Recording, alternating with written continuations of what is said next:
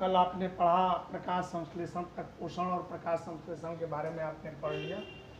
थोड़ा सा और आज आपको प्रकाश संश्लेषण के बारे में विस्तृत जानकारी दे देंगे, विस्तृत बताएंगे। कल मैं बताया कि प्रकाश संश्लेषण के लिए कार्बन डाइऑक्साइड, जल, क्लोरोफिल,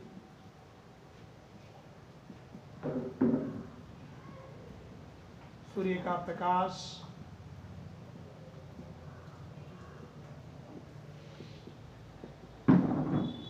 इंपॉर्टेंट रूप से ये चार चीज़ों की आवश्यकता होती है। कार्बन डाइऑक्साइड वातावरण से मिलता है, आपके जो वायुमंडल में है इससे मिलता है। जल आपको भूमि से मिलता है या बारिश के दिनों में मिलता है। क्लोरोफिल पत्तियों में पाई जाती हैं, और सूर्य का प्रकाश आप जान ही रहे हैं, सनलाइट जो है सूर्य से मिलता है। कल मैं बताया कि क्लोरोफिल जो है पत्तियों के अंदर पाई जाती है, तो जब तक क्लोरोफिल नहीं रहेगा तब तक प्रकाश संश्लेषण की क्रिया संभव नहीं होती है। आप ये पत्ती देख रहे हैं, ये पत्तियां हरी हैं, ये हरी हैं तो यह कंफर्म है कि इसके अंदर क्लोरोफिल है। इसे पर्णहरित भी कहते हैं, क्लोरोफिल को पर्णहरित कहते हैं।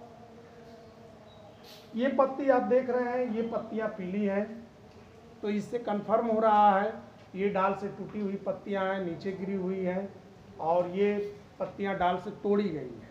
ये पत्तियां स्वतः टूट गई हैं, तो इनके अंदर जो क्लोरोफिल का तत्व था वो क्लोरोफिल का तत्व खत्म हो गया। एक लिमिट समय होता है, ऐसा नहीं है। बहुत सारे ऐसे पौधे हैं जिनकी पत्तियों में क्लोरोफिल अस्थायी रूप से बहुत दिनों तक विद्यमान रहता है, और बहुत सारे ऐसे पौधे होते हैं जिनकी पत्तियों में क्लोरोफिल कुछ दिनों के बाद समाप्त हो जाता है। ये दो पत्तियां आप देख रहे हैं, तीसरी पत्ती आपको मैं दिखा रहा हूँ। एक तरफ ये देख रहे हैं, ये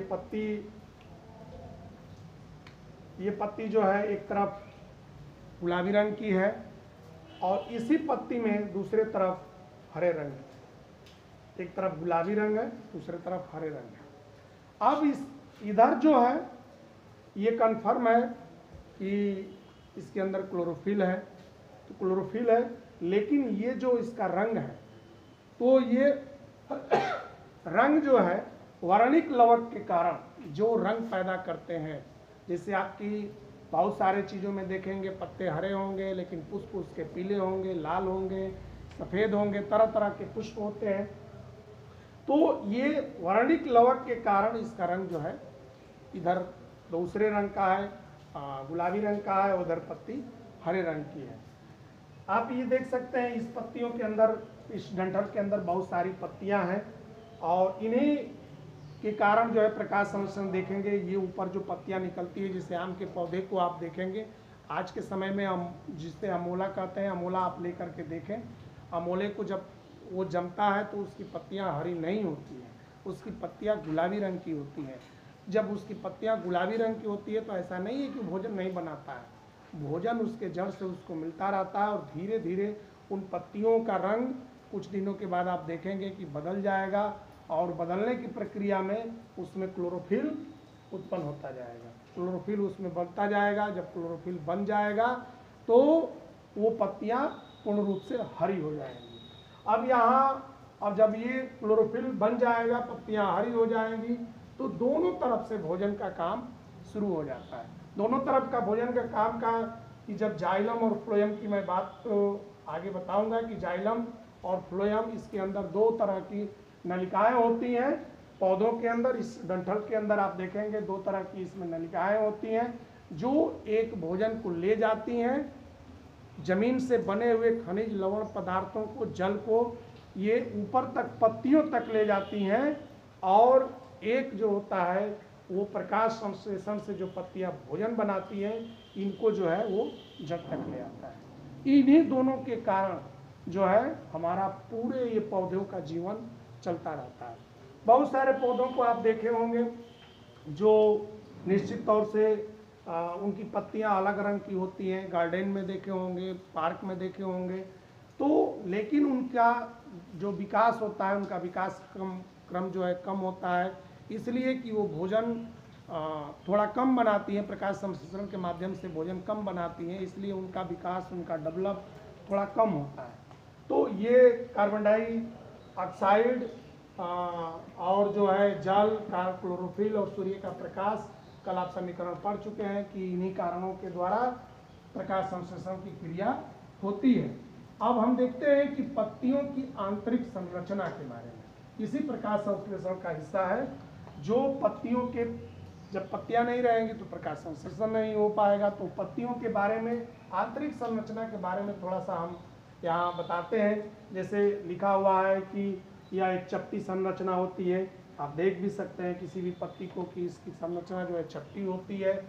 इसके दोनों तरफ एपिडर्मिस पाया जाता है। ये जो तत्व होता है, हमारे स्किन में भी एपिडर्मिस पाया जाता है, त्वचा में भी एपिडर्मिस पाया जाता है, इसमें भी एपिडर्मिस पाया जाता है। इसके दोनों तरफ एपिडर्मिस पाया जाता है। इसके अंदर जो कोशिका होती है, इस एपिडर्मिस के अंदर जो कोशिका होती है, पुनः एक बार आपको बता दूं कि कोई भी चीज़ बिना कोशिका का निर्माण नहीं हो सकता है। तो इसके अंदर भी कोशिका है एपिडर्मिस के अंदर। ये इसका ऊपरी परत को हम एपिडर्मिस कहते हैं। दोनों तरफ ये एपिडर्मिस का एक लेयर बना है। इसके अंदर जो कोशिका होती है वो ढोलक के आकार की होती है। जैसे आपने ढोलक देखा होगा, इस तरह की कोशिकाएं इसके अंदर पाई जाती हैं। इनकी कोशिकाएं की बनी होती है। इसमें जगह जगह पर सूक्ष्म छिद्र होता है, सूक्ष्म छिद्र, जिसको हम जनरल रूप से कह दें कि नग्न आँखों से नहीं देख सकते हैं। इसके अंदर जो छिद्र होते हैं, जैसे आपके शरीर में भी छिद्र हैं, जिसे आप जनरल रूप से जान लें, जिससे वो उसमें से रोमे निकलते हैं। आपको जब गर्मी होती है, पसीने जो आते हैं उसी छिद्र के माध्यम से आते हो। तो त्वचा में भी एपिडर्मिस होता है और पत्तियों में भी एपिडर्मिस पाया जाता है। तो इनके अंदर जो सूक्ष्म छिद्र होते हैं, छोटे छोटे जो छिद्र होते हैं, इसको अगर आप जब प्रैक्टिकल करेंगे, इसमें आपको कुछ दिखाई देंगे। तो ये जब प्रैक्टिकल में माइक्रोस्कोप पर, सूक्ष्मदर्शी पर कॉलेज में जब डालेंगे, देखेंगे, तो आपको पता चलेगा कि इसमें छोटे छोटे छिद्र पाए जाते हैं। उन छिद्रों को पर्णरंध्र कहते हैं। वो पर्णरंध्र कहते हैं उसी छिद्रों को, रंध्र, पर्णरंध्र, उसको छिद्रों को कहा जाता है। तो अब इसको अगर बारीकी से, नज़दीक से आप इसको देखेंगे तो इसकी संरचना भी एक बनती है आंतरिक।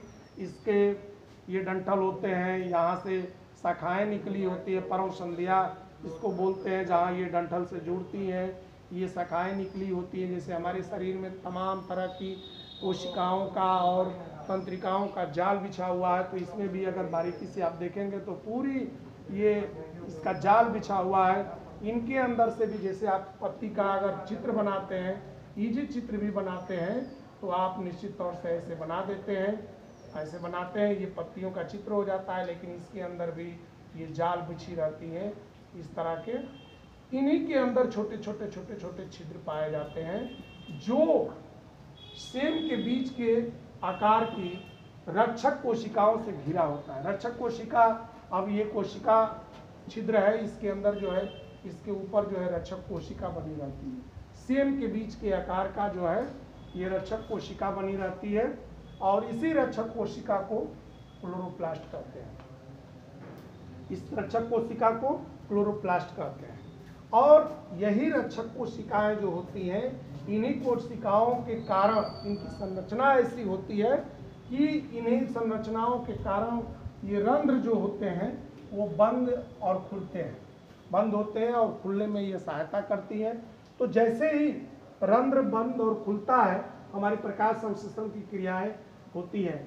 सूर्य का जब प्रकाश नहीं मिलता है तो ये रंध्र जो है बंद हो जाते हैं, और प्रकाश संश्लेषण का कार्य, यानी जो सूर्य के प्रकाश को ग्रहण करने वाला कार्य होता है, वो नहीं हो पाता है।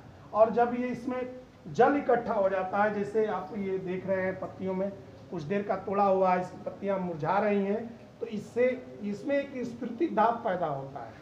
जैसे ही इससे पानी यहाँ से चलता है और ऐसे पानी इसमें जाता है, तो इसमें कॉर्टेक्स कोशिकाएं होती हैं, और ये आप जो है कंटिन्यू संकुचित होती रहती हैं, और ये सब संकुचित होती हैं ड्राफ्ट के माध्यम से। जैसे आपने ड्राफ्ट देखा होगा कि पानी को आप जैसे उसको दबा करके छोड़ते हैं पानी में, तो पानी को खींच लेता है।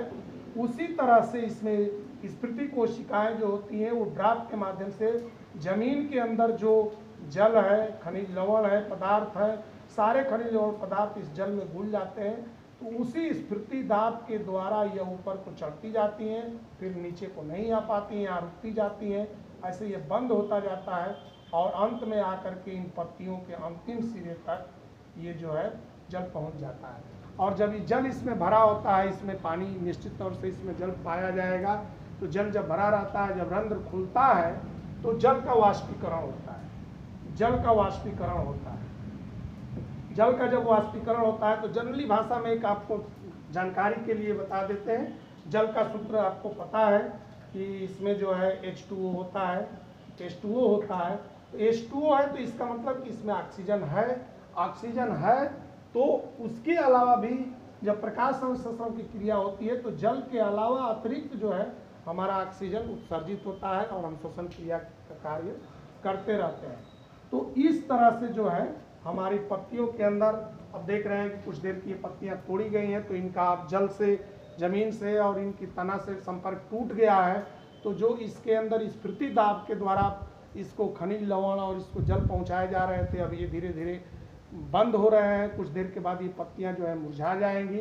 अभी इसमें जो कि क्लोरोफिल होगा, ये क्लोरोफिल खत्म नहीं होगा, भले पत्तियां ये सूख जाएंगी तब जाकर के ये समाप्त होगा। लेकिन इन पत्तियों को अगर हम देखें तो जो पीली हो चुकी हैं, तो इसमें कहीं कहीं अभी आप देख रहे हैं छोटे छोटे हरे दाग की तरह भी पड़ा हुआ है, लेकिन इसमें अब नाम मात्र की क्लोरोफिल का रह गया है। और क्लोरोफिल न रहने के कारण यह भोजन नहीं बना पाया, और भोजन नहीं बना पाया इसलिए अपना ये पोषण नहीं कर पाया और अपनी शाखा से टूट करके ये नीचे गिर गया। तो ये पत्तियों का जो है हमारा आंतरिक संरचना होती है, और इन्हीं आंतरिक संरचना के बदौलत हमारा प्रकाश संश्लेषण की क्रिया होती है। और जब प्रकाश संश्लेषण की क्रिया होती है तो हमें भी भोजन मिलता है, समस्त जीवों को भोजन मिलता है। और ये प्रकाश संश्लेषण की क्रिया प्रत्येक पौधों में बंद हो जाए तो वो भोजन बनाना बंद कर देंगी। तो इस तरह से आप इसको विस्तार रूप से नोट कर लेंगे और आपका प्रकाश संश्लेषण का चैप्टर समाप्त होता है। धन्यवाद।